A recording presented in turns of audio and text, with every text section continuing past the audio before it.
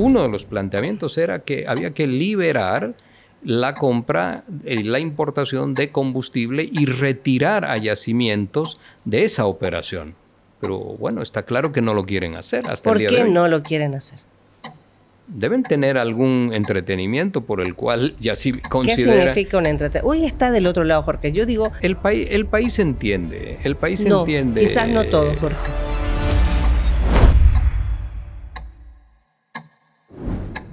Hola, muy buenas noches. Tengan todos. Hoy estamos nuevamente en La Mira.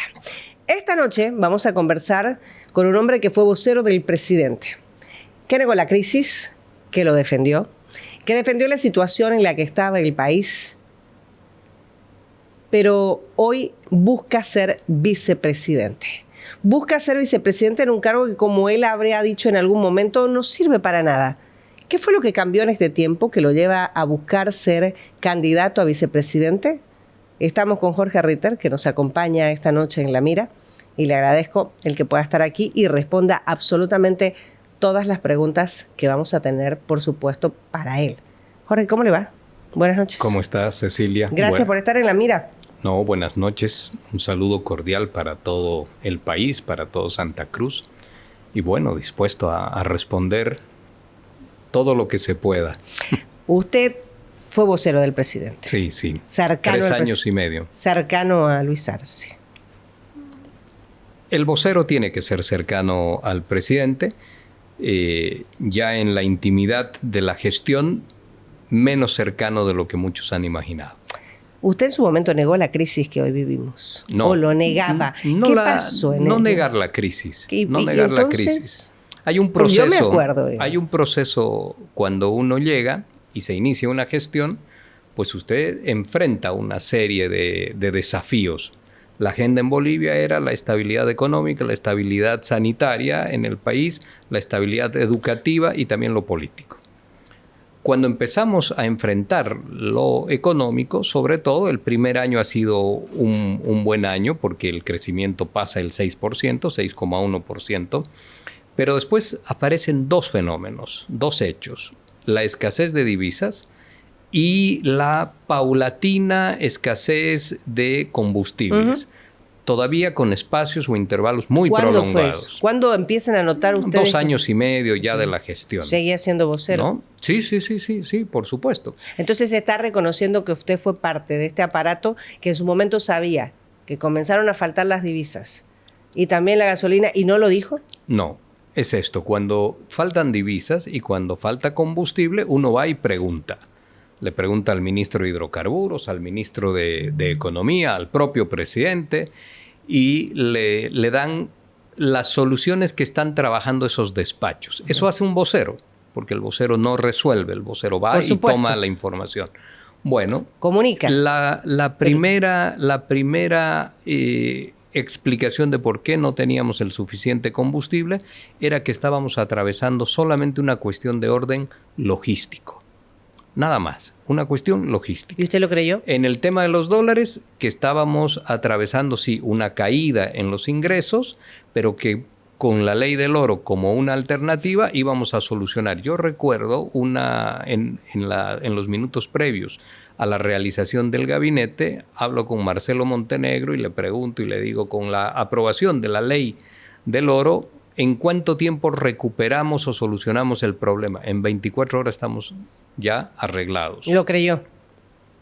Tengo que creerle, porque... Pero pasaron las 24 horas. Tengo que creerle porque es el ministro responsable de encontrar esa solución. Pasaron las 24 horas y no se solucionó nada. ¿No comenzó a desconfiar en ese instante que le estaban mintiendo? Y cuando ya he podido observar de que efectivamente lo que me están diciendo no tiene consistencia, no tiene fondo, y me adentro en los problemas con mayor estudio para ver qué es lo que está sucediendo, pues tomo la decisión de decir, señores, como no aceptan sugerencias, yo prefiero irme del gobierno. ¿Cuándo fue la última vez que dijo la verdad siendo vocero? No, siempre he dicho la verdad. Siempre he dicho la verdad, Cecilia. Cuando me he enfrentado a tener que distorsionar la verdad, yo he preferido no salir y decir, para eso no cuenten conmigo. O sea, no decía... ¿No le comunicaba a la gente, no le decía cuando usted sentía que no era verdad? Por ejemplo, para explicarme mejor, alguna vez el presidente me pidió que yo salga y diga de que él no conocía todo lo que se hablaba en el tiempo de Evo Morales, siendo el ministro, que no conocía todo lo que se hablaba respecto de la materia de hidrocarburos, exploración, explotación, etcétera. ¿Cuándo fue eso? Y yo le contesté a él, ya muy poco tiempo antes de irme. De que usted salga. Y yo le contesté, no podría nunca tener éxito en aquello. No podría nunca tener éxito porque el jefe del gabinete económico donde se hablan esos temas era usted. Entonces, ¿cómo le voy a decir a la gente un despropósito de estos? Nadie me va a creer. Yo no voy a salir a decir eso. Y él le pidió a otra persona que lo haga. ¿Quién? No, a otra persona. ¿Para qué vamos a ¿Y lo poner, dijo? ¿para qué vamos a poner Para el empezar nombre? a decir la verdad, digo, ¿no? Porque en su momento, claro, usted salió 3 años y medio, más o menos. La otra persona sí hizo referencia de que el presidente no conocía. De hecho, él mismo lo ha terminado diciendo que no conocía lo que se trataba en temas de hidrocarburos. ¿Esto era verdad, Jorge? Usted que estuvo tan cerca al presidente, que ¿era verdad o se lo estaba pidiendo para maquillar la situación? No, pues es para maquillar la situación, porque yo conozco cómo funciona el aparato gubernamental, ministerial. La jefatura del gabinete económico está a cargo ¿de quién? Del ministro de Economía. O sea que él nos mentía y nos miente, ¿o qué? Yo ya lo he dicho varias veces. No hay forma posible de que no haya conocido cuál era el estado de la economía, de la situación de hidrocarburos, de la caída de los ingresos, no en el año 2020 cuando llega al gobierno, sino en el año 2018, 2019 cuando estaba en situación de gobierno. Por eso quiero entenderle. Lo que hoy vivimos, se sabía que iba a pasar. Se sabía que se había perdido el flujo de ingreso de divisas, eso sí se sabía, que había caído la importación de hidrocarburos, de venta de gas a la Argentina y al Brasil, las cantidades eran menores. El 2014 Bolivia tiene, Cecilia, un ingreso de 6.000 millones, pero los años siguientes promedio 2.000 y algo más. Bien, eso se sabía e imaginaron... ¿Lo sabían ustedes? Lo sabía el gobierno. Lo sabía, pero usted era parte del gobierno. No lo sabía la gente. Pero cuando yo he llegado, no. Hay que contextualizar eso debidamente. Cuando yo he llegado el año 2020, esa situación ya estaba dada. Yo no he formado parte del anterior tiempo. Hoy nadie quiere formar parte, Jorge, y se lo digo con todo el respeto. Pero si me hubiese tocado... Pero usted sabía estas cifras. Usted las sabía. La sabía el gobierno. La sabía quienes formaron parte del gobierno y quienes forman hoy parte del gobierno. ¿Sabe quién no sabía? La gente. Cuando yo llego... No sabíamos los bolivianos. Mire, cuando yo llego, la prensa tuvo que saberlo porque esa era información pública. Usted sabe que no es tan fácil. La prensa tuvo que saberlo. Usted sabe que no es tan fácil. Pero mire... Obtener ese tipo de información sabe que no es tan fácil. Pero eso está en las memorias del Ministerio de Hidrocarburos, los ingresos, las exportaciones, está en las memorias del Banco Central. No, eso si se investiga se accede. Claro. No, es público. Jorge, pero por ejemplo, el tema de las cifras del Banco Central. Digamos que de un tiempo a esta parte el Banco Central también no las dice a tiempo. No las dice, pero sobre todo en déficit fiscal, en reservas. Pero en exportación de hidrocarburos sí. Jorge, pero entonces, y le vuelvo a repetir esto, no lo sabía la gente, el grueso de la población. ¿Por qué no se acepta que en su momento esta situación sí se supo y no se lo comunicó? Yo como ciudadano común, el año 2018, que no participaba en nada del gobierno, yo tampoco tenía el manejo exacto de estas cifras. El hecho real es, Cecilia, que el año 2020 el país ya tenía unos ingresos. ¿Esos ingresos eran suficientes? No, esos ingresos ya empezaron a generar un desequilibrio entre lo que se gasta por importación de combustible y lo que se exporta por el mismo concepto. Usted llegó a decir en algún momento... Pero déjeme solo cerrar esto. Con esas cifras, el gobierno plantea y dice, la industrialización será el nuevo generador de divisas para el país, número 1. Número 2, dice el gobierno, el avance de la industrialización del litio más su exportación, etcétera, será también lo que le va a generar una cantidad importante de divisas al país. Con estos dos elementos, o con estos dos factores económicos, vamos a tener una nivelación. Y eso no ha ocurrido. Cuando uno ya empieza a preguntar por qué no avanza el tema del litio, por qué el proceso de industrialización que lo diseñan otros, no lo diseñaba el vocero, que ese proceso de industrialización no avanzaba ni generaba los recursos suficientes, es que uno cuestiona. Y cuando uno cuestiona, se distancia de la autoridad. ¿Eso fue lo que no le les pasó? gusta. Eso fue lo que pasó. ¿Usted cuestionó? Yo preguntaba, por ejemplo, un día converso con el presidente y le digo, ¿qué vamos a decir en el tema de los dólares? Y me dice, ¿qué pasa con los dólares? Pasa que los bancos no los entregan, que no hay suficientes dólares. No, sí hay dólares. Y entramos en una discusión. Y ahí salen los bonos, esos bonos en dólares del Banco Central. Y él dice, yo les he demostrado a todos que en el país sí hay dólares. Entonces, ¿Y usted qué le dice ahí? Y yo le digo, pero la operación mayor, porque ya pregunto, ya investigo, ya veo, le digo, la inversión mayor de los bonos es de la gestora. No es de la gente que está sacando los dólares de la casa y se está yendo al Banco Central. Es de la gestora. ¿Y qué le respondió? Nada importante. Y la situación va avanzando. Y ante eso ya no hay planteamientos, no hay soluciones. Se le han realizado planteamientos. Uno de los planteamientos era que había que liberar la compra, la importación de combustible y retirar a yacimientos de esa operación. Pero bueno, está claro que no lo quieren hacer hasta el día de hoy. ¿Por qué no lo quieren hacer? Deben tener algún entretenimiento por el cual ya sí considera... ¿Qué significa un entretenimiento? Hoy está del otro lado, Jorge. Yo digo, a ver, en su momento ustedes formaban. El país entiende. Quizás no todo, Jorge. El país entiende cuando uno dice... ¿Negocios? Usted habla se lo voy a preguntar. Habrán intereses... ¿Negociados? Querrán mantener la compra, habrán beneficios por la compra del combustible.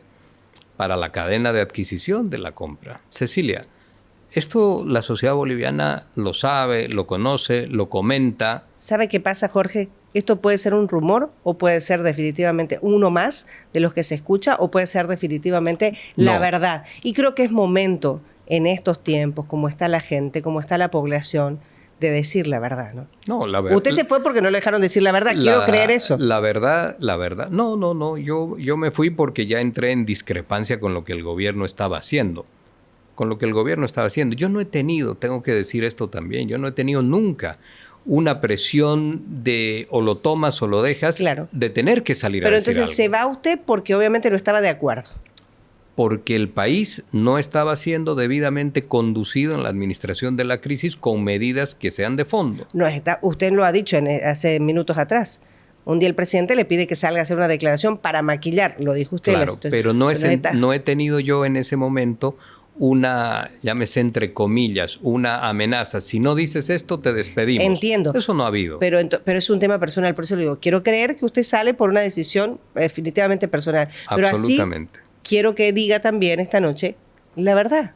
¿Por qué? No, yo estoy diciendo, ¿por qué lo de yacimientos? La verdad. Pero ¿por qué lo de yacimientos? Usted menciona la palabra entretenimiento. Pero Cecilia, mire, si yo le quisiera maquillar las cosas, le diría que la ley 3058 exige que Yacimientos Fiscales Bolivianos es la única autorizada para importar, comercializar el combustible. Pero le estoy señalando de que hay un interés expreso en mantener a Yacimientos, no modificar la ley. El resto lo podemos entender. Sí, le voy a dar un ejemplo. Usted me dice si conoce algo respecto al tema bot trading. No conozco en detalle lo que es bot trading. No conozco esta subsidiaria que crea, o las subsidiarias. Que está en el Paraguay. Ok, sí. ¿Estas subsidiarias entonces que crea Yacimientos? No conozco el detalle de eso. No conozco el detalle. Conozco el concepto de... Cuando usted tiene intermediarias, esto es normal, las intermediarias reciben algo que se llama bono de éxito. Ese bono de éxito seguramente lo debe tener bot trading, etc. ¿De quién es bot trading? ¿De Yacimientos? Claro, entiendo que de Yacimientos. Ok, pero cuando usted menciona entretenimientos, ¿vio algo raro? Es que yo no participo de aquello. Yo no estaba en esas reuniones. ¿Se está haciendo eco entonces de lo que escucha? No. ¿Y de lo que hablan los bolivianos? Lo que estoy diciendo es que ante una insistencia permanente de decir y de señalar de que hay que liberar la compra del combustible, diésel y gasolina, Básicamente, esto es retirar a yacimientos para que el negocio pueda estar en manos, el negocio y la comercialización de privados. Y hay una resistencia tan intensa a aquello, ¿por qué ocurre? ¿Qué le diría a la gente ya para ir cerrando esto? Porque bueno, quedará averiguar de qué entretenimiento El siguiente está gobierno lo va a tener que decir. ¿Lo va a averiguar? El siguiente gobierno decir? El siguiente gobierno va a decirlo, o el siguiente gobierno quiere ser el titular de la compra de combustible. Una de dos. Es un negociado. Yo no veo que los candidatos hagan propuestas reales y ciertas en la compra del combustible. ¿Usted ve un negociado ahí? ¿Qué? ¿Usted ve un negociado ahí? Yo veo que no tienen el interés de apartar a yacimientos de la compra del combustible. Le repito, Jorge, porque la pregunta es concretísima. ¿Ve un negociado? Hoy Es que usted es yo veo candidato a vicepresidente. Hoy usted aspira a ser vicepresidente del Estado. Pero no lo coloque en esos términos, Cecilia, porque las palabras tienen también responsabilidades. Y no se pueden decir ciertas cosas si usted no pone unos documentos sobre la mesa. Pero yo le pregunto... ¿no? Entonces, permítame. Sí, pero ¿qué ve usted? Entonces yo veo que hay una insistencia extraña de mantener a yacimientos en la compra y en la adquisición de combustibles en un negocio que le lleva a erogar al Estado 3.000 millones de dólares por año, algo más de 3.000 millones. ¿Por qué se lo pregunto? Porque hoy usted está pidiéndole el voto a la gente, sí, a la gente que está haciendo fila. Entonces, es tiempo de decirle a la gente la verdad. No, ¿qué hay detrás de esto? Yo a la gente le digo la verdad. Ahora, también le digo lo que hay que hacer en ese caso, si nos dan la confianza a Eva Copa y a mi persona. Nosotros vamos a apartar a yacimientos de la compra de combustibles. La solución es que yacimientos se aparte. La solución es que yacimientos se retire, que el Estado quitarle el monopolio. No gaste dólares en compra de combustible, diésel y las gasolinas diferenciadas, esas son las de mayor precio, que eso pueda ocuparse, ese rol pueda ocuparlo la empresa privada con soporte del Estado, por supuesto, sobre todo en almacenamiento, y que a partir de ello el Estado no gasta alrededor de 2.000 millones de dólares que tienen que pasar a las reservas internacionales. Entonces, usted ya no va a tener esa presión semanal para conseguir dólares porque va a ser una cuestión atendida por los sectores privados. Esta es la solución. Sabe que usted ha abierto la puerta, la ventana a otro tema muy distinto. O sea, nos estamos muchas veces encasillando en el tema de la subvención, Jorge, y no es el problema central. La subvención no es el problema central. Es lo que usted acaba de decir. El problema central es la disponibilidad de divisas. Ese es el tema central. La disponibilidad. ¿Y va a seguir siendo? Va a seguir siendo en la medida en que usted no tome una decisión que evite aquello. Tiene dos alternativas, permítame. Una es que encuentre mágicamente un canal de flujo de divisas para el Estado. Eso no va a ocurrir porque no lo hay. Porque lo que nos ingresa por exportación de combustible es menos de lo que gastamos. Ahora, ¿cuál es la otra solución? Pues la otra solución es únicamente que ya no gaste usted eso. Para que no gaste usted, se lo tiene que dar a alguien. ¿A quién? A los privados. ¿No le quiere poner la palabra negociado a usted? Yo lo que quiero decir es que... ¿Qué palabra le pone? Hay una extraña resistencia a sacar a yacimientos de la compra de combustible. ¿Cómo lo puede entender la gente eso? La gente saca sus conclusiones. La gente entiende claro. ¿Hay negociado en la subvención también de combustible? No me lleve a querer decir eso. No me lleve. Hay entonces una extraña forma... No voy a decirlo. Hay una extraña resistencia de parte de yacimientos, de parte del gobierno central, a retirar a yacimientos de la compra de combustibles. Bien. Si nosotros resolvemos aquello y se lo entregamos al sector privado... Privado, usted va por lo privado. Exacto, ¿Eva Copa está de acuerdo con esto? Absolutamente. Y si resolvemos esto, vamos a tener combustible rápidamente, número uno. Número dos, ya no va a tener que salir. Pero es fácil esto. Con prisa, ¿a qué? A comprar semanalmente combustible por valor de 65, 70 millones de dólares. Y le va a quedar un sobrante que lo tiene que trasladar a las reservas internacionales. ¿Para qué? Para construir un fondo de estabilización económica. Usted habla de los privados. Sí. ¿Cómo se califica entonces en lo personal? ¿De derecha, No, izquierda, yo centro? soy una persona que está formada Pro en privados. en el progresismo humanista. Esa es mi filosofía. Pero entiendo completamente bien que este momento del Estado, este momento en la historia en Bolivia, exige la presencia del Estado y de los sectores privados. Hay que generar un eje articulador de Estado, mercado, público, privado. Porque ya las divisas, Cecilia, no están en manos del Estado. Las divisas hoy son privadas. Hoy le dirían que usted es capitalista. Yo tengo una versión del capitalismo. Ujú. El capitalismo como una exacerbación del individualismo, del mercado, de la reducción del estado mínimo. Alguno de los que se ha sentado acá en este sillón ha hablado de eso. Sí. Yo no comparto aquello. No comparto porque conozco perfectamente cuáles son las necesidades de nuestra sociedad, donde el capitalismo puro no llega y donde el empresariado que mira su rentabilidad tampoco asiste. ¿Quién asiste? A ver, le dejo un ejemplo muy rápido. Durante la pandemia, Cecilia, en la tragedia que vivían los países, también Bolivia, ¿quién asistió? ¿El capital privado o el Estado? El Estado.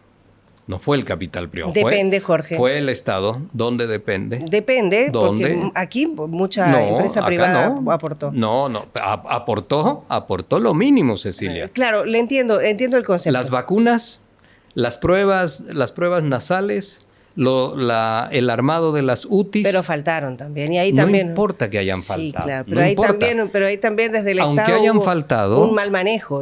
Pero eso es otra cosa. Eso es gestión.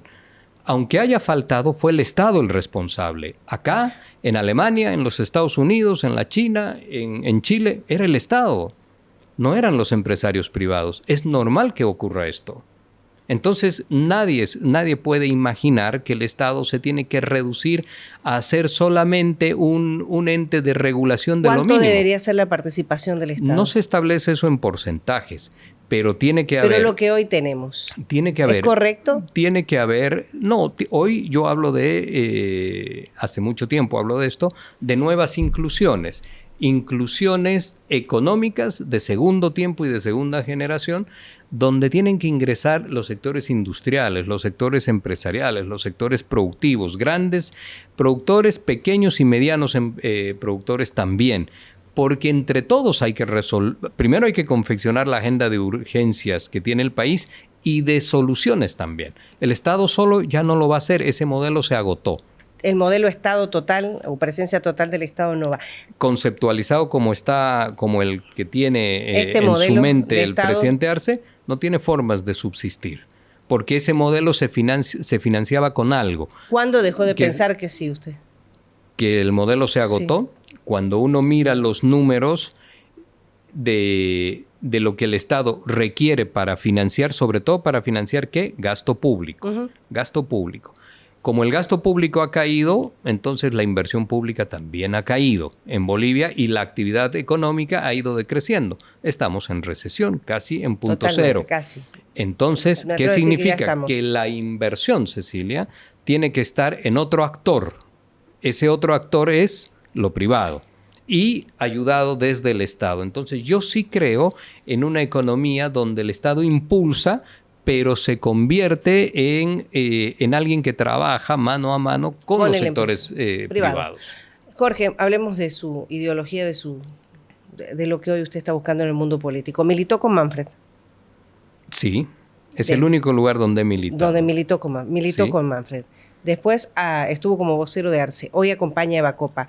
Medio frágil, ¿no? No, en absoluto frágil. En absoluto frágil. Porque usted explíqueme entonces. Usted no tiene que mirar el carnet de militancia. ¿Y qué hay que mirar? Hay que mirar el pensamiento. Eso es lo que hay que mirar. Yo recuerdo que una vez... ¿Usted le parece que es igual el pensamiento que tiene Manfred al que tiene Luis Arce? ¿Me está diciendo que es lo mismo? Pero le estoy diciendo que yo milité en el NFR. ¿En qué año? ¿Recuerda usted? No, dígame usted. El año 2002. en los inicios de lo que era la vida política de Reyes Villa. Cuando yo empiezo y acepto la invitación para ser candidato a diputado en aquel año, él era alcalde de Cochabamba. ¿Por qué partido? El Movimiento Bolivia Libre. ¿De qué extracción era el Movimiento Bolivia Libre? Era un partido de izquierda. No hay ahí una contradicción. Número 2, después pasa mucho tiempo donde yo por circunstancias de la vida no participo y estoy en la vocería, pero yo ya había defendido, antes de ser vocero, había defendido lo nacional popular, la corporatividad social y popular, las políticas progresistas, etc. Mi análisis venía desde ese momento, desde ese espacio. Y ese es el mismo espacio donde está Eva Copa hoy día. ¿Le molesta que le recuerden esto? No, no me molesta porque... ¿Ha escuchado que le digan tránsfuga o no? Pero lo dicen, lo decía Reyes Villa todo el tiempo que podía. ¿Y le molesta? ¿No? Porque con algo lo tienen que querer atacar. Pero lo que hay que observar siempre, Borges decía algo que era muy interesante, solo los estúpidos no cambian en la vida. El pensamiento es algo dinámico, es algo flexible en el tema de la evolución. Había un pensador que era Wittgenstein, y Wittgenstein decía algo que me pareció siempre importantísimo. El primer y el segundo Wittgenstein hablaba del mismo. El segundo Wittgenstein había invalidado la primera teoría de Wittgenstein.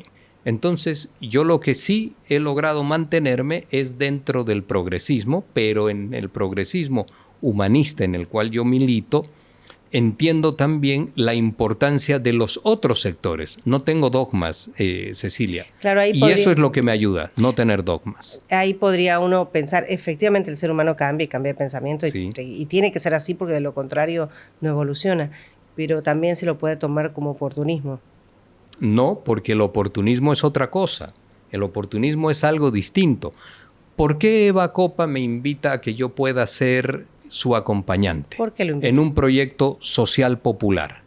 ¿Por qué el presidente Arce me invita a que yo sea su vocero en un proyecto social y popular? Yo dije en algún medio de comunicación, yo no fui empleado de Arce, yo fui socio de un proyecto político de Arce. No le pagaban para decir lo que decía el presidente. Usted no consideraba eso, sino consideraba que usted era parte. No. O sea, decir que a alguien le pagan para decir algo, tal vez otra persona, no es mi caso. Bien. No es mi caso. Yo fui socio político del presidente Arce en un proyecto de recuperación de la democracia, de restablecimiento de libertades, que a mí me interesaba muchísimo, muchísimo. Y hoy día me interesa también muchísimo que el bloque social y popular no se diluya después de esta guerra fratricida entre el expresidente y el actual presidente, y ver si tenemos la oportunidad de reconstruir en torno a Morena un agrupamiento de las fuerzas populares del país. Usted en el 2020, es el mismo pensamiento. Usted en el 2024, a propósito de pensamiento y pensamientos que cambian, ¿no? Dijo que la vicepresidencia... Pero no pierde la esencia, ¿no? Dijo que la vicepresidencia no servía para nada. Dije que la vicepresidencia es una institución inútil, que hay que reformarla y que hay que transformarla. Sigo pensando eso y lo mantengo. ¿La vicepresidencia como tal, entonces? Como está diseñada en la Constitución Política del Estado actualmente. Es inútil. ¿Por qué? Porque la vicepresidencia, el vicepresidente no firma decretos, no firma leyes, no administra la Cámara de Diputados, la Cámara de Senadores. Pero usted busca ser vicepresidente. Claro, pero ¿quién mejor que el que ha comprendido cuáles son las falencias de esa institución para poder proponer, porque la reforma es constitucional, para poder proponer una reforma o una transformación de esa institución que sea útil a los bolivianos, número uno, y dotarla del liderazgo que lamentablemente en este tiempo no ha tenido. ¿Hay que cambiar entonces la Constitución? Hay que cambiar la Constitución para transformarla en esencia, eso sí. No solo esto, no solo el cargo de vicepresidente. ¿Usted está de acuerdo con un cambio y una modificación en la Constitución? Y transformar políticamente el poder político en Bolivia. Hay un excesivo presidencialismo. Okay. Un excesivo presidencialismo. ¿Qué haría usted? Hay que atenuar las potestades que tiene el presidente, hay que fortalecer la legislatura, hay que modificar la legislatura con mandatos de medio tiempo para que podamos también trabajar la gobernabilidad, no ser presos, no estar presos políticos de una asamblea, sino que esa elección permanente de asambleístas pueda ir moviendo la gobernabilidad en función de lo que hace el Poder Ejecutivo, de lo que hace el Legislativo, y que el país no tambalee institucionalmente de esta manera. Y la vicepresidencia debería convertirse en un ente coordinador y solucionador del Poder Ejecutivo, transversal a todo el Poder Ejecutivo, para la solución de la alta conflictología que tiene Bolivia. Una suerte necesitamos de jefe de gabinete con poderes ministeriales, por ejemplo. Que no lo hay. Bien. Pero mientras tanto, como eso no existe, y eso se lo vamos a proponer a los bolivianos, mientras tanto, Cecilia, si el país nos confiara a Eva y a mi persona la administración del país, la vicepresidencia tiene que tener un liderazgo que hoy día carece. No lo tiene. Pero no va a ser fácil eso. ¿Para hacer qué? Claro. Para poderla convertir en el centro convergente del diálogo, la construcción de consenso y las nuevas convivencias. Pero eso no va a ser inmediato, Jorge. No, esto último que le digo, sí, al día siguiente. Porque eso es decisión de quien está ahí. Eso es decisión de quien está ahí. Llamar a un diálogo, buscar consensos, buscar gobernabilidad legislativa, construcción de acuerdos para este desorden que ya se está mirando en la Asamblea Legislativa. Para eso se necesita allí una persona que tenga conocimiento cabal de lo que es la gobernabilidad. ¿Usted tiene esa capacidad? Para eso sí. Para eso sí. Porque es un cargo netamente político. Absolutamente, para eso sí. Además, usted no va a decir que le estoy comentando esto por primera vez. Yo le he hablado mucho de diálogo, de consensos y de construcciones. ¿Qué es la política para usted, de acuerdos? Jorge? ¿Qué es la política? Sí. Es el poder que se endosa a una persona para que pueda tomar decisiones que determinan y que inciden la vida de su sociedad. Fuera de lo que... Fuera del poder, sí, fuera del poder. Pero fuera de lo que puede resultar, obviamente, una frase, un eslogan. ¿Qué es para usted la política? Esto que le acabo de decir es poder incidir en la vida, en el bienestar, ¿Servicio o estrategia? en el futuro de la sociedad y de los bolivianos. ¿Servicio o estrategia? Antes que estrategia. El poder tiene más de estrategia que la política. Servicio antes que Le pregunto estrategia. si es servicio o estrategia, porque algunos pueden pensar que puede ser lo suyo una estrategia de supervivencia personal en el mundo de la política. Yo para sobrevivir en el mundo de la política hago análisis político, consulta política, me va bien en eso. Creo que tengo una formación y una preparación que interpreta con buena proximidad lo que ocurre en nuestro país. No necesito de esto. Pero déjeme decir algo entonces, rápido. Sí quiero ver, sí, por eso he aceptado el desafío de Eva, sí quiero ver si esto de lo que yo también he hablado muchos años lo podemos llevar a la práctica. Lo puede poner en práctica. Claro. Si usted llegara a manejar... Ese es uno de los centros de mi alejamiento del gobierno. ¿Cómo manejaría la asamblea? Con las condiciones actuales. Una asamblea que creo que para nadie está de más decir que hace un fracaso. Con convocatorias permanentes al diálogo, a la construcción de acuerdos, con determinación de agendas, con invitación de otros actores que están fuera de la sociedad, pero que inciden también en preocupación y en necesidad en la asamblea. Llámese sectores sociales, sociedad boliviana organizada, sectores empresariales, agentes económicos. Tiene que haber acuerdo. ¿Qué decía el presidente Mujica? No se cansen de hablar, no se cansen de acordar, no se cansen de hacer política para construir y de construir haciendo política. Eso quiero hacer. Jorge, tengo que preguntarle esto porque usted aspira a un cargo... No hay problema. Donde la gente le va a dar su voto. En su momento, diputados del MAS lo acusaron a usted de favorecer a su hija con contratos millonarios. Yo recuerdo que lo hablamos, a usted esto lo afectó mucho personalmente. Sí. ¿Por qué lo acusaron? ¿Fue verdad? ¿No fue verdad? Dígale a la gente. No fue verdad. Yo tengo el documento del fiscal rechazando y denegando esa acusación, número uno. Es decir, no hubo absolutamente nada. Absolutamente nada. Apeló el diputado, que es el diputado Héctor Arce del MAS, apeló y le volvieron a rechazar. Pero ahí hay algo bien importante, Cecilia, y gracias por preguntarme. Ha sido un momento muy amargo, pero sobre todo por haber visto a mi hija con mucho dolor. El diputado Arce, esto yo no lo he dicho todavía, el diputado Arce inicia un proceso, eso se sabe, pero no a mi hija. A la ministra de la Presidencia, a la viceministra de Comunicación y al vocero presidencial, pero no a mi hija. Usa a mi hija para lo suyo, pero a ella no la procesa. Usa a mi hija para eso. Es que en realidad los funcionarios públicos eran ustedes, ¿no? Difama a mi hija para eso. Los funcionarios públicos, pero la beneficiada... ¿Se benefició? Pero ¿cómo se va a beneficiar si no la demanda? Si no la demanda y no la incorpora es porque él mismo sabe que no le llega a ella, a la niña. No le llega a la niña. No había la vocería no ha firmado un solo contrato porque no es su rol. Y la vocería del Estado no administra plata, no administra recursos. ¿Y los recursos que se ¿Para qué se hizo? Perdón, ¿para sí. qué se hizo? Se hizo para dañar o para embargar o para manchar la voz del vocero y que cada vez que tenga que salir alguien le pueda decir algo. Porque unos han buscado eso y otros han buscado irse 20 años, 22 años atrás a las elecciones del año 2002 para decir, era militante del NFR. Porque lo quieren dañar a uno ¿Hubo siempre. tráfico de influencias o casualidades familiares? ¿Y qué dijo el juez?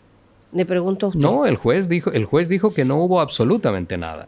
Absolutamente nada. ¿Casualidades familiares? Mi hija me mencionó un día y me dice, quiero hacer un podcast, como este que estamos acá. Quiero hacer un podcast. Y empezó a hacer un podcast. ¿A raíz de qué iniciativa vino eso? Hubo un productor como el que usted tiene acá, el productor la contrató a ella, le pagó su sueldo el productor, creo que eran 2,300 pesos, le pagó ese sueldo mientras duró el podcast y él se encargaba de todo el resto. Esa ha sido la relación. Y a eso lo han convertido en una barbaridad. Y para que quede clarito esto, su hija no recibió esta plata de estos contratos. Pero Cecilia, por el amor de Dios. Es para que quede claro. No es para que quede claro porque la pregunta no está bien planteada. Si mi hija hubiese recibido algo, hubiese tenido que facturar algo. Y eso no lo hizo. Mi hija solo ha acreditado, porque ha ido a declarar voluntariamente, ha acreditado sus recibos de sueldo.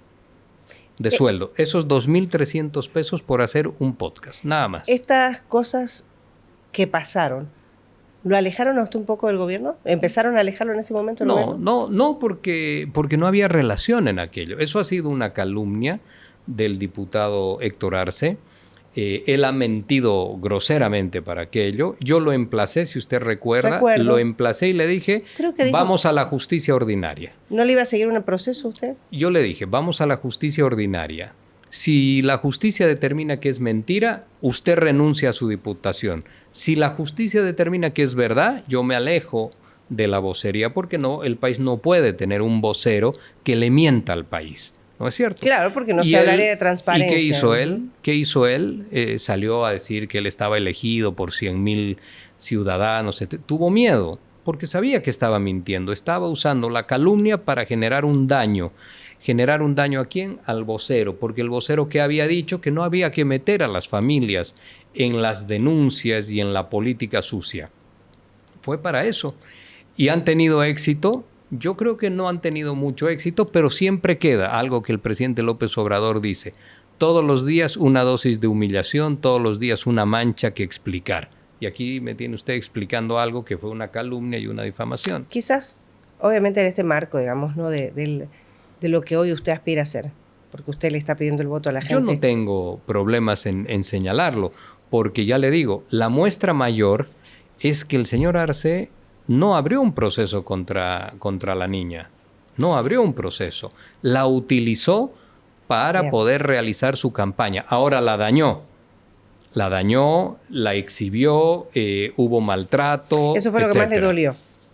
Personalmente. Claro, porque él también tiene hijos. Yo recuerdo que lo charlamos. Él también tiene hijos y no quisiera seguramente que hagan política con sus hijos. Yo no tengo problema que conmigo digan lo que quieran decir, pero no con los hijos. ¿Por qué? Jorge, dejemos esto de lado y vamos a la economía. ¿Cuál es el diagnóstico real de la economía hoy? Camino al colapso. ¿O ya colapsamos? Estamos camino al colapso. No, los países, primero los países no quiebran. Los países se empobrecen. Las sociedades se empobrecen.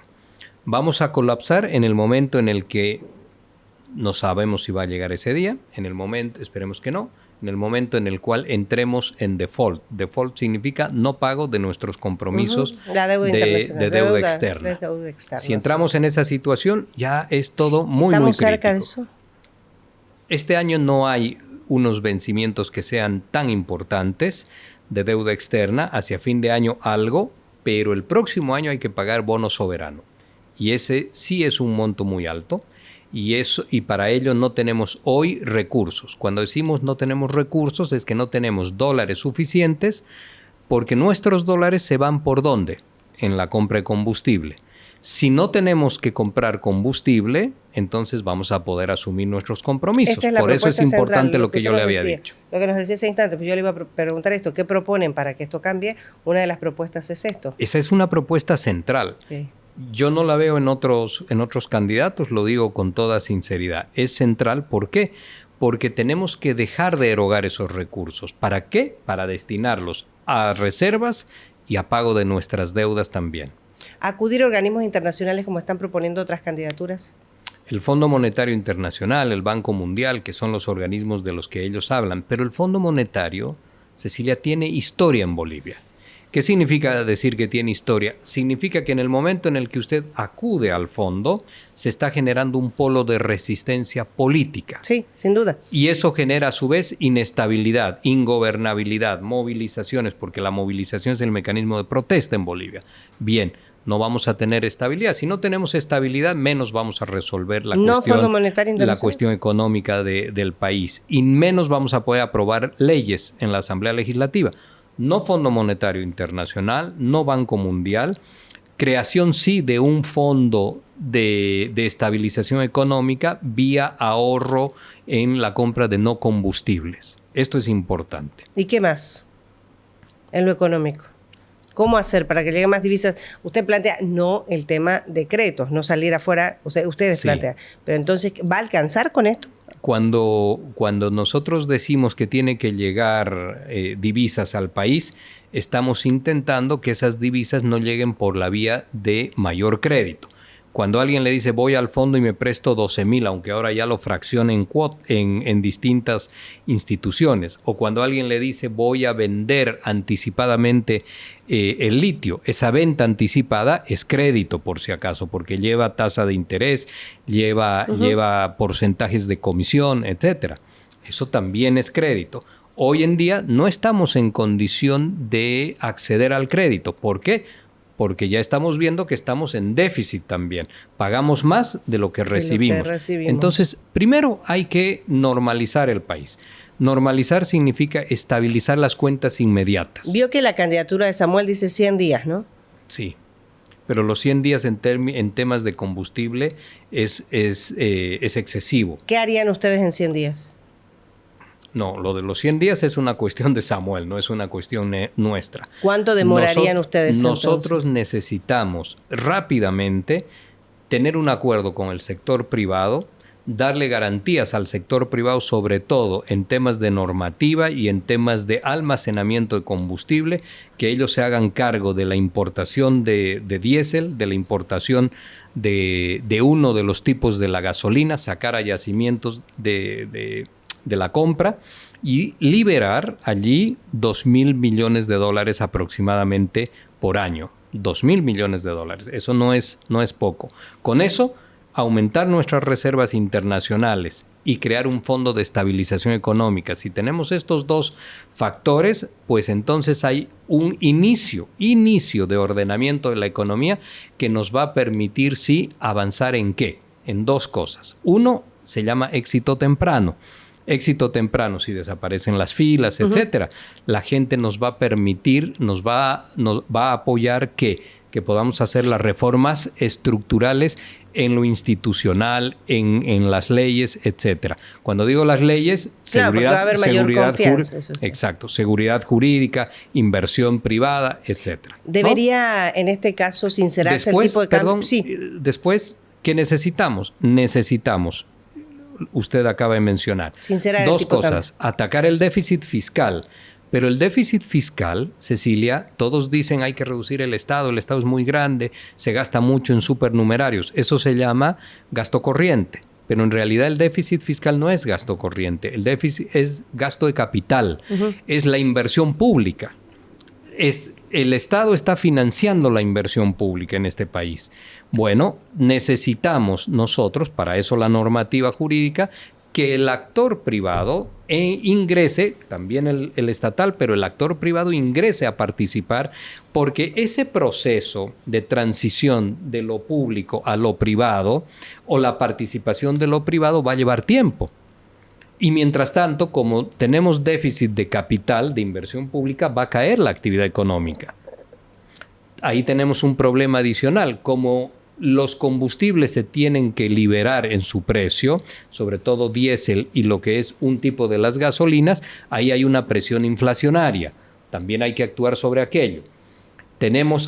Adicionalmente, tenemos que reducir el déficit fiscal. ¿Cómo se reduce el déficit fiscal? Inmediato, rápido. Hay una cantidad de gastos que hoy en día pasan por las empresas estatales, sobre todo, que esas tienen que tener una administración en criterio nuestro diferenciado. No se puede privatizar, como alguien dice, lo privatizamos o la cerramos. No se puede hacer eso porque el país no lo va a aceptar. Hay 20 años... ¿Usted cree que el país no va a aceptar cerrar una fábrica Cecilia, de papas fritas? Acá hay 20 años de gobierno social popular que algo ha dejado en este país de empoderamientos, de formas de mirar la política, de comprender que las empresas del Estado son propiedad y que deben ser mejor administradas. Pero no es real también, ¿no? Es absolutamente real lo que le estoy diciendo. No, pero digo esto de que la empresa estatal o una empresa... por ejemplo, una fábrica de papas fritas, en medio de lo que estamos, de lo que vivimos, una situación como esta, es también como que... Esa fábrica de papas fritas... Mostrarle otra realidad a la gente. Yo no lo hubiese hecho, pero claro. Esa fábrica de papas fritas, Cecilia, esa fábrica de papas fritas, hay que mirarla cuando empiece a operar. ¿Es deficitaria? Hay que cambiar su gestión administrativa. Ahí podemos hablar entonces en ese sentido de contratos por objetivos, de contratos por eficiencia, de contratos por rentabilidad, pero no perder la propiedad, Cecilia, porque la pérdida de propiedad es como lo del Fondo Monetario. Va a generar resistencias políticas muy fuertes, van a haber sectores que van a hacer política con aquello y nos vamos a entretener ahí con un país que no va a lograr estabilidad. Tratar de quedar bien con todos y al final no ser realista. Es como con lo del tipo del cambio, por ejemplo. No podríamos mirar más bien en que es verdaderamente necesario tener que estabilizar el país socialmente, políticamente, para que podamos avanzar en temas de economía. Pero no sería al revés, digo, por la situación que vivimos en este momento. Pero usted para avanzar en lo económico, Cecilia, tiene que tener estabilidad.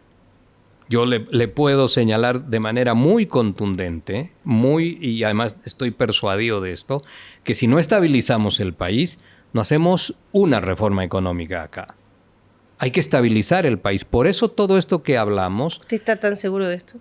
Absolutamente. Además es la experiencia que tengo y los años de estudio que hay mirando la sociedad, mirando el Estado, mirando los grupos de presión, porque mirando la economía. Hoy no veo a la gente en general. Por ahí es una percepción equivocada. Pero no hay una movilización de la gente por otro tema que no sea político, en esta instancia, en esta situación. Políticamente hablando, sí, hay movilizaciones, hay bloqueos que han vuelto a comenzar. Pero no la veo a la gente movilizada por un tema político, sino la veo a la gente preocupada por lo económico, Jorge. Preocupada y ocupada. Ya. Cuando la preocupación tiene distintos matices. Si la preocupación es de un boliviano, una boliviana, es una preocupación en casa, vive su angustia en su domicilio, eso es dramático, pero no lo expresa con una movilización. ¿Por qué no se expresa con una movilización? Porque no hay liderazgo en el país, no hay vanguardia. Por eso los porcentajes de las encuestas son pequeños. Cuando haya vanguardia y canalicen a través de alguna vía, pues entonces ahí es cuando el país se remece y cuando el país explota. Uh-huh. Eso hay que evitar. ¿Qué es lo que hay que hacer? Hay que estabilizar el país socialmente, políticamente, para avanzar ¿en qué? En los acuerdos que permitan, para eso va a estar importante el accionar del vicepresidente en ese caso, para que un gran acuerdo político permita consensuar las reformas. A eso nosotros le llamamos ingeniería política. Yo creo, bueno, no sé, le vuelvo a repetir, creo que es criterio. Creo que la gente no está movilizada por lo político porque la política hoy no le da de comer. No, la gente está expectante en las elecciones. Sí.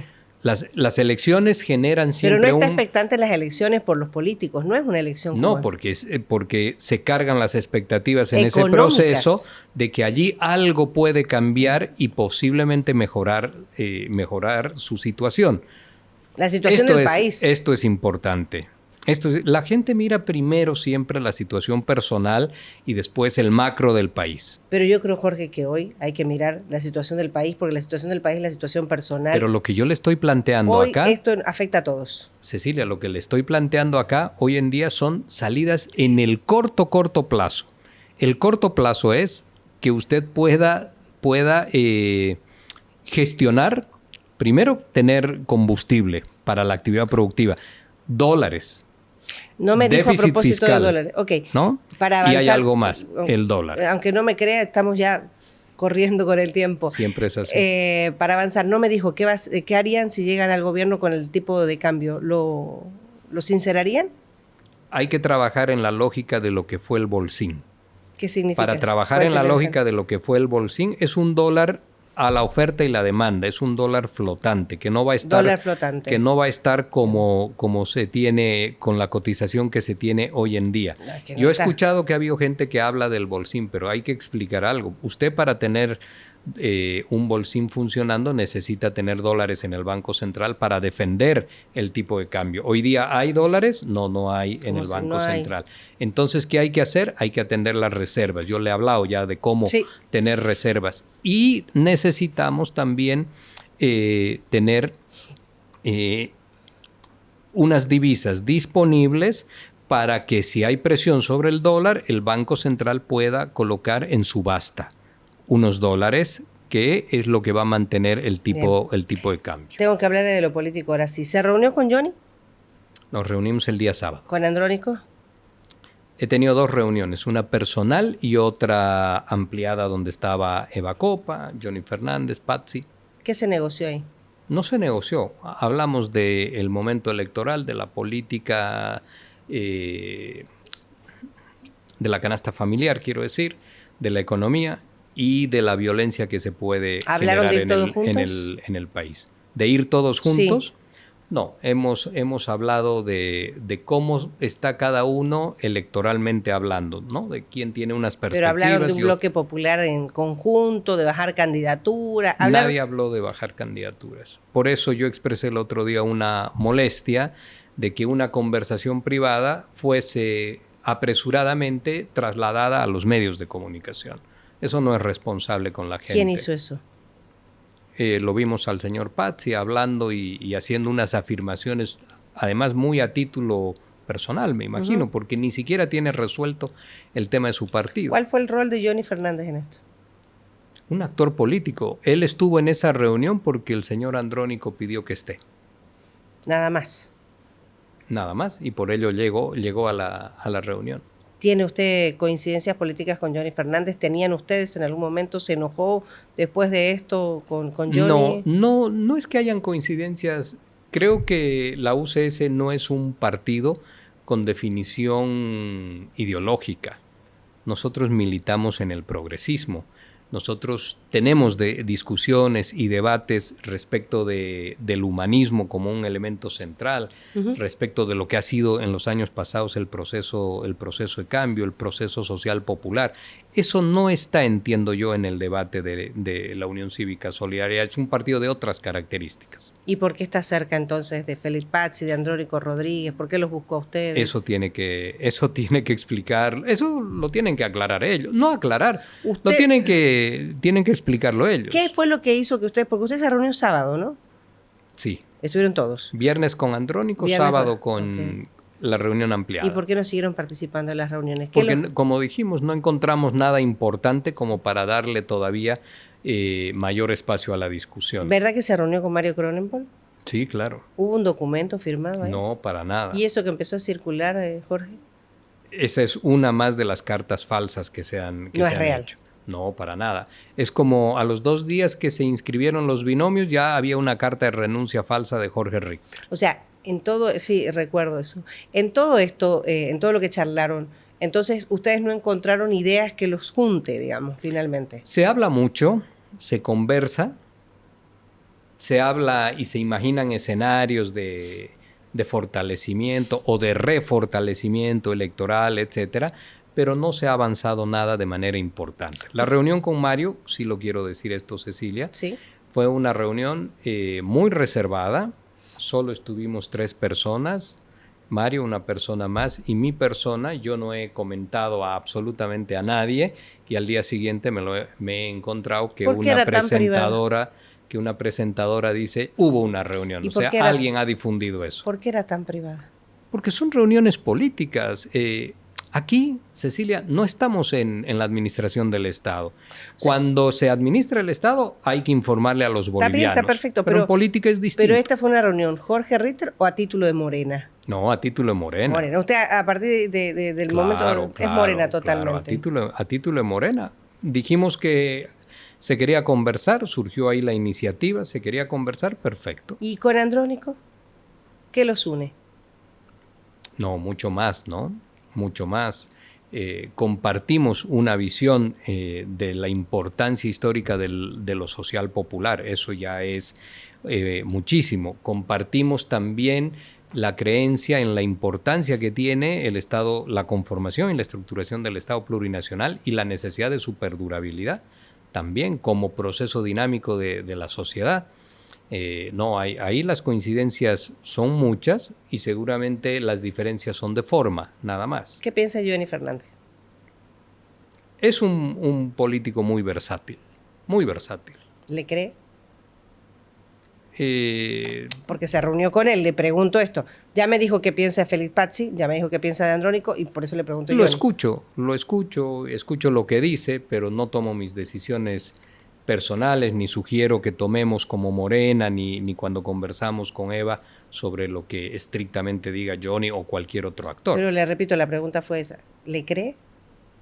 Depende de qué me esté hablando él, ¿no? No, su proyecto político, en general. Porque usted usted ya me dijo conceptos claros de las personas. Él tiene unos intereses partidarios y una lógica política. Su lógica política es siempre hay que estar en el gobierno. Y está haciendo todo para tratar de instalarse en el próximo gobierno, cualquiera sea el color del gobierno. Yo tengo un criterio distinto de esas maneras de hacer política. ¿Y cuál es el criterio? ¿Mío? No, el de en torno a esto, que él busca, digamos. Pero ¿recuerda usted cómo era el viejo MIR, las megacoaliciones, donde precisamente la UCS tenía un ministro en el gobierno de Sánchez de Lozada y ya estaba cerrando un acuerdo político con Hugo Banzer Suárez cuando ADN de Banzer y el MNR de Goni eran contrarios? O sea, eso es estar siempre en el oficialismo. Yo creo en otras cosas. Ya estamos en la recta final. Eva Copa. Bien. ¿Qué es para usted? Hay algo que me parece fascinante. Primero, que es una mujer que se ha superado en un medio altamente patriarcal como el nuestro en Bolivia. Se ha superado al punto de llegar a gobernar una ciudad. Eso me parece muy, muy positivo. Número 2, sería muy bueno que los bolivianos, en esto de inclusiones y de aceptaciones distintas e históricas, un día aceptamos que un indígena nos gobierne, sería bueno que una mujer también nos gobierne. Y que esa mujer, si tiene extracto u origen indígena, campesino, mejor todavía. Y que pueda ser la continuidad de las inclusiones. Las inclusiones son una construcción, Cecilia, no es algo que se impone de la noche a la mañana, no es perfecto, es perfectible. Y sería muy bueno también que tengamos la primera mujer presidenta del país por voto popular. ¿Usted cree que es el tiempo de Eva? ¿No cree que es muy pronto? Son construcciones. La política es una construcción. Eso de que digan... o que le digan a uno, oye Jorge, ¿y tú te anotas ahora en la vicepresidencia y llegas? Yo entiendo esto como procesos de construcción. Entonces, el que sueña de que me anoto, gano y ya estoy allí, es que no conoce los procesos de la política en Bolivia. Ella tiene que construir, tiene una buena edad para construir, y si sabe hacer su recorrido, seguramente podrá llegar al objetivo algún día o ahora. Depende, ahora hay ciertos factores que pueden ayudar. Bueno, le tengo que preguntar, es así un ping-pong rapidísimo. Bien. Nombre y me dice lo que piensa. Evo Morales. El líder histórico más importante de los últimos 70 años. ¿Lo admira? No, respeto el primer Evo Morales. El primer Evo Morales. ¿Hay dos? Claro, el segundo tiempo de Evo Morales, como Hugo Chávez también, el primer tiempo fue muy importante, la construcción del Estado plurinacional. El segundo tiempo personaliza el proceso en él, y eso me pareció alejarse dramáticamente de la democracia. Así es. Es Evo que insiste en participar. Alejado de la democracia y personalizando todo cambio y todo progresismo. Luis Arce. Un presidente que tuvo la oportunidad y la dejó escurrir entre sus manos de transformar este país. Dicen que fue el peor presidente que hemos tenido en ese último tiempo. No, yo no quiero hacer esa calificación. Tuvo una oportunidad y miró una agenda que no era la suya. ¿Camacho? ¿Luis Fernando Camacho? Un liderazgo que pudo desafiar al movimiento progresista en Bolivia con sus mismas metodologías, la movilización, pero no estaba a la altura del desafío. ¿Para usted es un preso político? No. La CIDH dijo el año 2022, en diciembre del 2022, que en Bolivia no teníamos presos políticos, que habían presos políticos en Venezuela, Cuba y Nicaragua. Sí, pero hay otros informes que dicen que la forma de detención... Pero la CIDH es la que rige con mayor seriedad aquello. Creo, sí, Cecilia, le voy a ser franco, que en Bolivia he escrito sobre esto también. Hay un artículo que se llama Las Puertas Abiertas. En Bolivia, para llegar a la presidencia del Estado, se tiene que recibir el voto popular. No hay abreviaciones ni caminos que acorten ese destino. No. Y allí se vulneraron instituciones, institucionalidades, y eso costó muertos en el país, y eso sí se tiene que resolver. Eso, ahí tengo una diferencia con lo que ha hecho el gobierno. Se tiene que resolver en el marco de la institucionalidad. Y como la institucionalidad nuestra está cuestionada, entonces hay que formar procesos transicionales que se llaman la justicia transicional para poder juzgar esto. ¿Manfred Reyes Villa? Un alcalde y un buen capataz en la ciudad de Cochabamba. ¿Yanine Áñez? Un error histórico en el país. ¿No le adjudica nada importante? Absolutamente nada nuevo, porque la señora Áñez, también lo he dicho muchas veces, creo que con usted tantas otras, leyó un documento a sabiendas de que estaba violentando la Constitución política, imaginó que la historia o que el tiempo no iba a transcurrir, vulneró toda constitucionalidad y finalmente hoy está enfrentando la justicia. Ya la justicia la ha sentenciado en realidad. Bien, bueno, como es ping-pong no puedo profundizar. Andrónico Rodríguez. Es el heredero del natural del proceso de cambio, con un gran desafío hacia adelante de si tiene la templanza para tomar esa herencia. ¿Usted ve que tiene la templanza? Tiene que trabajar todavía. ¿Qué opina de sus contrincantes políticos? Juventud, sexy, no sé. Creo con preocupación que las candidaturas no miran el país que ha transcurrido estos 20 años, que tiene incidencia sobre lo que va a venir. Nadie que propugne un cambio puede imaginar que va a pasar hacia ese estado de cambio sin tomar o mantener algo del tiempo inmediatamente pasado. No comprenden lo popular, no comprenden el Estado plurinacional, creen que el Estado plurinacional es un modelo económico y en realidad es una forma de organizar la sociedad con aceptaciones sobre lo que es distinto. El Jorge Ritter del 2002 y el Jorge Ritter de hoy. ¿Del 2002? ¿Dos? No, es un Jorge Ritter muy diferente que ha madurado por el paso de los años, evidentemente, que que ha desarrollado una mejor personalidad, no es lo impetuoso de aquel momento que podía llegar a ser de pronto irreflexivo, y que hoy día cree en el consenso, en la construcción de acuerdos, de diálogos para poder manejarse en la política, y que sigue pensando que los sectores pobres, los sectores vulnerables, los sectores desprotegidos tienen que estar en el centro de la preocupación de un político. Ese es el humanismo. Jorge, Se nos han ido dos humanistas, dos hombres muy buenos.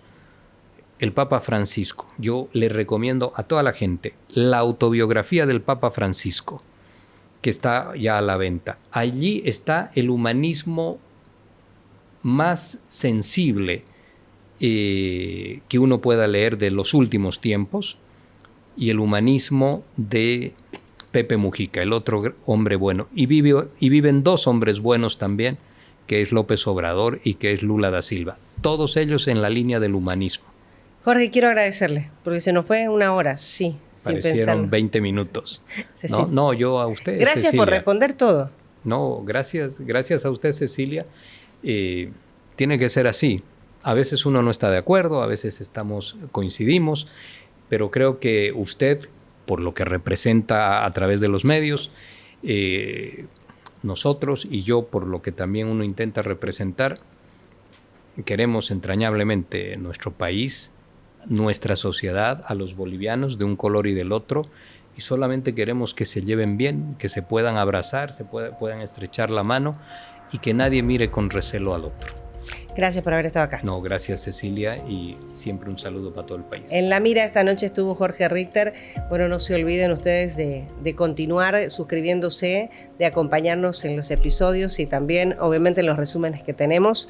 Esta noche hemos preguntado de todo y él ha respondido a nuestras preguntas. Seguimos en carrera hacia estas elecciones generales pronosticadas para el próximo y pactadas para el próximo 17 de agosto. Y seguiremos conociendo a quienes están buscando nuestro voto como ciudadanos aquí en La Mira. Gracias por acompañarnos. Buenas noches.